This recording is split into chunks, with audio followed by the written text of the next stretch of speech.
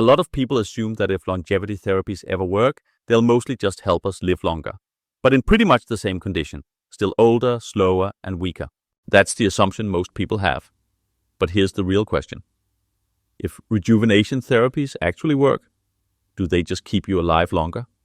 Or do they genuinely restore the body, strength, endurance, function back toward its peak? So I asked one of the world's leading rejuvenation scientists, Aubrey de Grey, exactly that question. Will we be able to rejuvenate, for example, you and I, to a state similar to when we were in our 30s? Absolutely. That's the whole point. This is the big eureka moment that I had 25 years ago, realizing that turning the clock back, which is what preventative maintenance is actually easier than slowing the clock down.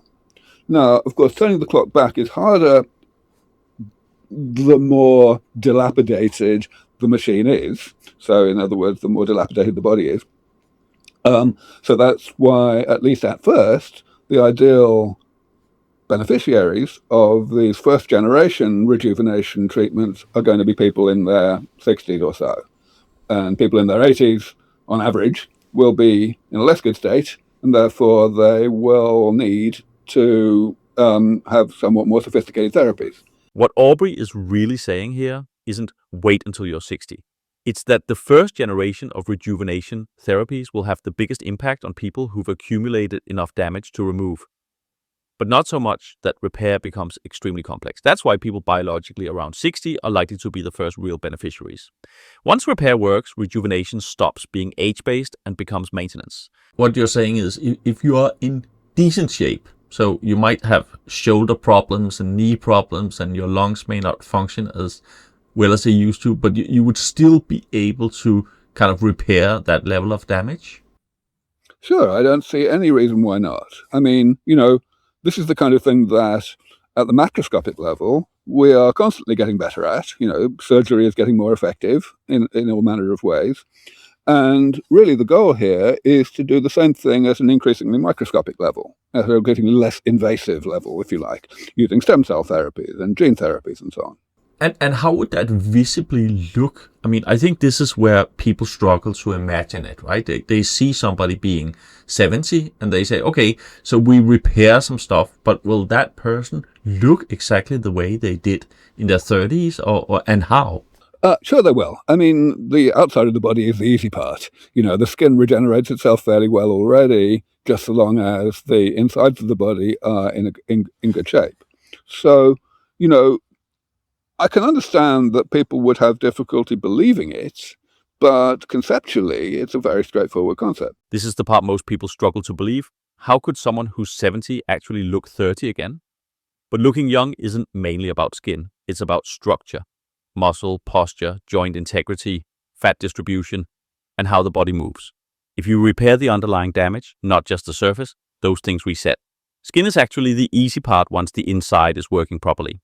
Okay, the other argument I heard is kind of, I think it's maybe the chemistry of the body or the brain, but some people say, I can feel have experienced enough. It's like going to another country or another Michelin star restaurant. It doesn't have that novelty and excitement as it used to.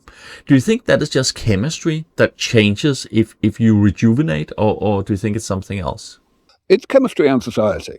I mean, of course, society has gravitated to a kind of state that is in the context of the existence of aging. So there is this stratification of people who were born different amounts of time ago. They'd listen to different music, things like that. So I think it's a combination of the two. Yes, the brain especially, gets more cluttered, if you like. There's more damage in the brain, and that's something that we will physically fix with medicine. But also, society kind of forces people as they get older into particular ways of doing things and into less and less interest in novelty. And there's no reason why that should necessarily be. It's perfectly possible for society to encourage novelty And, there may be good reasons to do that. One of the final questions people often ask is whether the brain would simply get tired of living.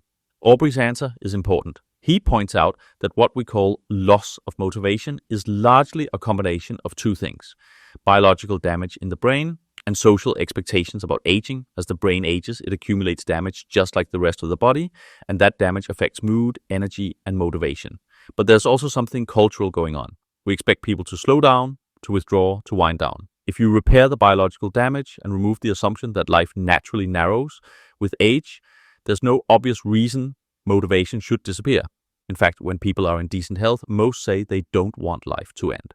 Across surveys, the desire to die rises sharply with illness and loss of function, not simply with age itself. So extreme longevity isn't about dragging out decline, it's about repairing damage, preserving function, and keeping purpose alive. And if you want to go deeper into how science could make that possible, watch this next video.